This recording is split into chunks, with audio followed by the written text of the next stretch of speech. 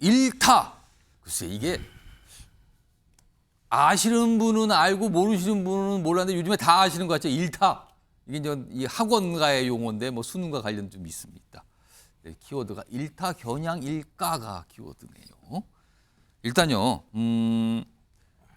교육부 장관, 교육사회부 총리가 한 말이 있고요. 최근에 요 수능, 뭐 이런 킬러 문제 관련해서 그리고 어떤 한 교사의 또 설명도 좀 있었는데요. 그 내용 좀 들어보시죠.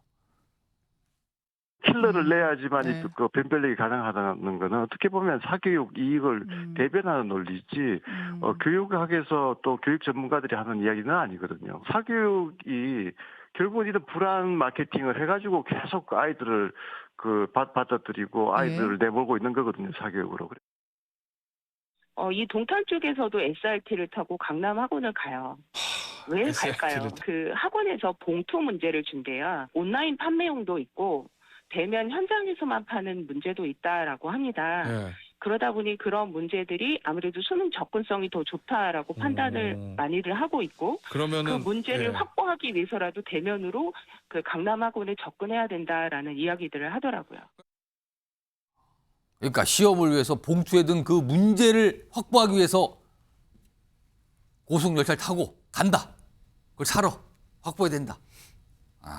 아무튼 우리 수험생들의 모습 중에 하나일 거예요. 그리고 이주호 교육부 장관은 이제 여러 가지 이런 내용을 좀 지적을 했고요. 그런데요, 일단 앞에 두 목소리는 뭔가 지금 문제점 지적하는 목소리죠. 다음 준비된 영상에는요, 이제 야당에서 나온 얘기 있고 또 여당 내에서 약간 이 상황에 대해서 좀 지적을 하고 있는 목소리가 또 있습니다. 들어보겠습니다. 대통령의 말 한마디에 대입 수능이 대혼란에 빠졌습니다. 수능을 앞둔 수험생들과 학부모들은 피가 마르는 심정입니다. 수능의 킬러 문항을 없앤다고 사교육비가 없어지는 것이라고 생각한다면 정말로 단순하게 사안을 보는 것입니다. 저도 그렇게 동의합니다. 그렇습니까? 정부가 지금 현재 고3들에 대해서 좀 더 세밀하고 좀 더 컨시더릿한 그런 Considerate, 안을 예. 제시하지를 못한다면은 떨어진 사람은 떨어진 사람대로 피해자라고 생각을 하게 될 겁니다. 사실 저희 그 지역 사무소로 도대체 어떻게 하면 되는지 고3 학부모분들이 굉장히 문의가 많습니다. 그래서 여기에 대해서 정부가 대책을 발표를 해야 된다. 저는 그런 입장이거든요. 자, 최수영 전 의원님. 그러니까 지금 정부가 방향을 정했죠. 이제 올해 수능 그리고 뭐 9월 모의고사 등등부터 이 이른바 킬러 문항 출제 배제하겠다. 이거 어떻게 판단하십니까? 저는 그 합당한 대책이라고 봅니다. 왜냐하면 물론 이게 갑작스러운 발표처럼 비춰지는 게 있지만 결국에 지금 3월에 대통령께서 지시를 했는데 그게 6월 모의고사에 반영이 안 돼서 많은 또 현장의 목소리가 있었다는 거 아닙니까? 자, 이른바 킬러 문항이라고 하는 초고난도 문제. 예. 저도 우연히 이번에 알게 돼서 한번 지난해 건가 보니까 예. 이건 뭐 대학 교수도 잘 못 풀 문제더라고요. 사실은 매우 보니까 뭐 이거 수학 문제도 아닌데 이게 굉장히 말하자면 이게 융합적 말하자면 능력을 요구하는 문제라서 이게 과연 고3 학생이 풀 수 있는 것인가? 그러다 보니까 지난해 수능 출제위원 했던 사람이 바로 그 이듬해 그 학원의 출제 문제로 가기 때문에 굉장히 고액 연봉을 받고 갔다는 얘기가 있더라고요. 학원 쪽으로? 예, 학원 쪽으로 갔다는 얘기에서. 그 사람들이 했던 것들은 굉장히 비싼 값을 받고 팔렸다는 거죠. 그러니까 지금 그런 보도가 나왔는데 자, 그럼 우리가 이렇게 보니까 지난해 2월 기준 우리 그 사교육비 시장이 총 26조 원이었다는 겁니다. 이게 2007년부터 집계를 했다는데 15년 만에 최고점을 찍었다는 거예요. 가계 1인당 거의 90만 원 단위가 됐다는 겁니다. 예. 중고로 보면은. 자, 이런 건 비정상적이잖아요. 그래서 이 문제가 그렇다고 학생들의 학력과 정말 창의력을 높이는 데 도움이 될까요? 저는 도움이 안 된다고 봅니다. 변별력이라는 이름으로 이른바 서열화, 그다음에 뭐 이런 것을 시키겠지만 그것이 우리 학생 교육의 질을 높이는 건 전혀 아닌 거고 그다음에 그러다 보니까 학교 가서 잡니다라는 얘기 하지 않습니까? 학교 가서 반수는 고3 때 자고 반은 이제 학원에서 공부하겠다는 건데 자, 이런 문제가 정말 교육시장을 왜곡시키는 거니까 저는 이 대통령의 이런 문제의식은 맞다. 그러면서 이제 킬러 문항, 이른바 초고난도 문항을 배제하기로 했으니까 자, 그렇다면 지금부터 뭘 보완해야 되느냐. 그러면 어떤 것으로 이걸 변별력을 높이느냐. 준 킬러 문항, 말하자면은 실제로 학생들의 학력에 도움이 되고 공교육에서 배운 거지만 굉장히 어려운 문제를 가지고 그나마 해결해 줘야 되는 것이고 그래야지 이게 5개월밖에 남지 않은 수능에 혼란을 좀 주지 않기 예. 때문에 그런 방향성과 그런 시험의 수준에 대해서는 충분히 저는 말하자면 이제 설명을 해야 된다고 보고요.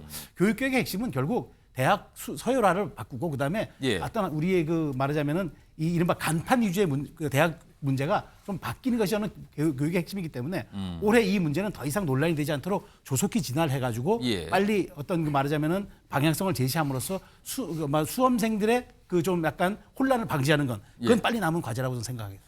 자, 윤경호 수장께서는 킬러 문항 출제 배제. 그러니까 지금 윤석열 대통령이 강력히 지금 지시를 한 거예요. 그리고 그렇게 하겠다고 교육당국도 발표를 했고요. 이거 어떻게 좀 보십니까? 킬러 문항이 뭔지도 몰랐는데 이번에 덕분에 알게 됐어요. 저는 뭐 아이가 이미 훌쩍 다 커버려서 해당이 없습니다만 그럼에도 불구하고 사교육비 부담 덜어주겠다. 그다음에 창의력 있는 교육 시키겠다. 예.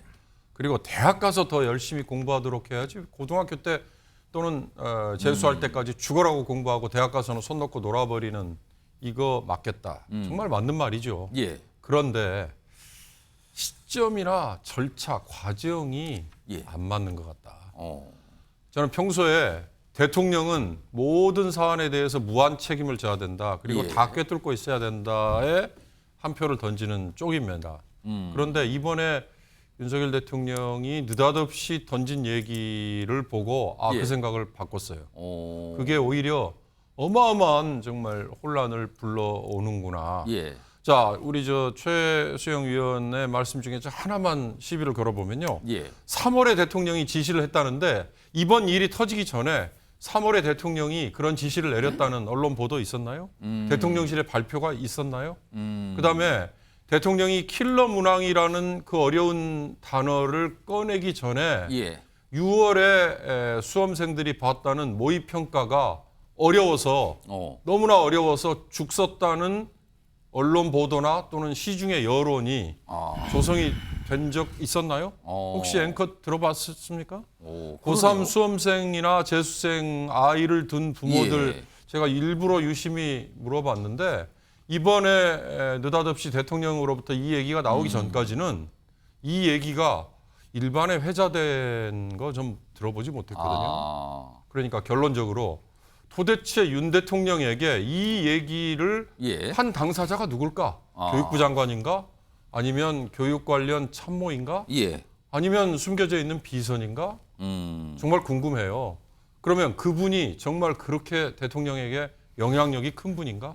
또 아니면 박대출 정책위 의장이나 이주호 교육부 총리가 대통령을 떠받들어서 얘기했듯이 윤 대통령이 수능의 킬러 문항이라는 것까지 꿰고 있을 만큼 그렇게 교육 전문가였나? 모든 게 오히려 고개를 갸웃하게 만드는 게 더 많거든요. 그런 점에서 과정이 저는 참 문제가 많다. 또 하나 아까 5개월 남았다고 얘기하시는 그 와중에는 시간이 굉장히 여유가 있는 것 같이 보이잖아요. 그런데 이번 일 터지고 나서 전문가들 얘기를 들어보니 예. 6월 모의평가를 보고 나서 9월 모의평가부터 메인 게임에 가깝다고 얘기를 하더라고요. 무슨 이야기냐고 그랬더니 9월 모의평가에는 재수생들이 들어와서 예. 전체 석차를 가늠해 볼 수 있다라고 얘기하더라고요. 예. 내가 어디쯤에 소속이 되는가를 알 수 있대요. 그러면 6월 모의평가에서 부족한 점을 보완해서 9월 모의평가에 그 대비를 한다는 거 아니에요?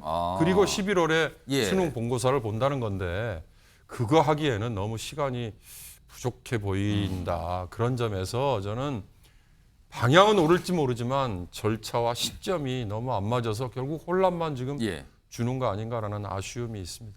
자, 이 이슈가 나온 뒤에 주목을 받는 인물들, 이른바 일타 강사들이었습니다. 일타 강사들. 화면으로 좀 소개해 드릴까요? 그동안 일타 강사들 유명하신 분들이 있는데 이른바 플렉스.